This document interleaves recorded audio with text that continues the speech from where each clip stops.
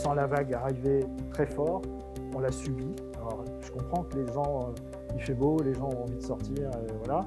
Mais dehors, on peut sortir, c'est se rassembler qui pose problème.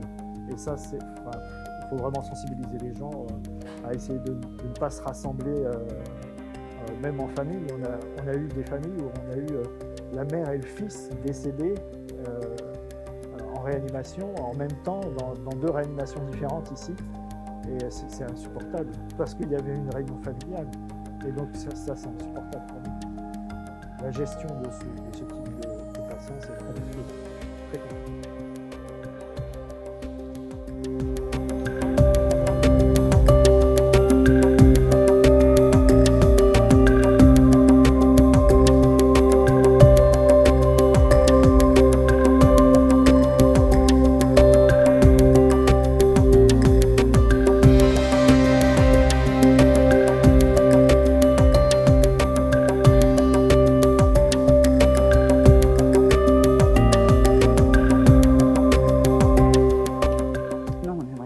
De ne plus avoir à porter tous ces masques, prendre toutes ces précautions, d'avoir peur tous les jours de ne pas le ramener à la maison.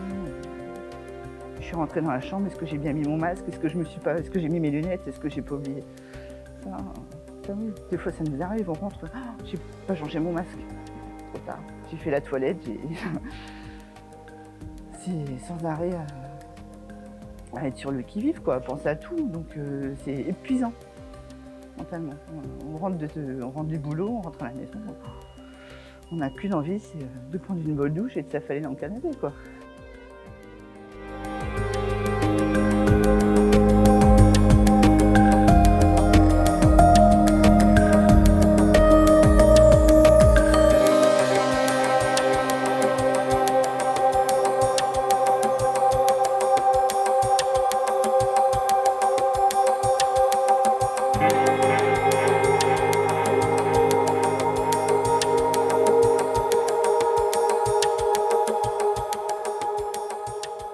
On attend quand même à ce qu'il y ait un resserrement significatif des mesures qui ont été prises, parce qu'on a vraiment le sentiment d'une augmentation quasi exponentielle du nombre de patients qui sont hospitalisés et de patients graves, malgré le fait, encore une fois, qu'il y a éventuellement une stabilité du nombre de patients pas graves hospitalisés dans l'hôpital. Donc on a vraiment l'impression que pour pouvoir donner un grand coup d'arrêt, il faut à la fois mettre en place des mesures supplémentaires et continuer surtout une campagne d'information de façon intense, de manière à expliquer comment on se contamine. Et ça, c'est le plus important.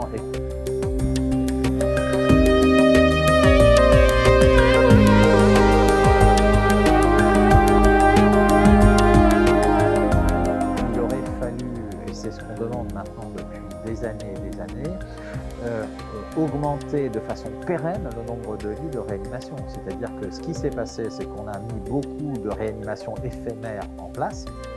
Ces réanimations éphémères sont dans des structures qui sont pas obligatoirement optimales, hein, on fait comme on peut, voilà.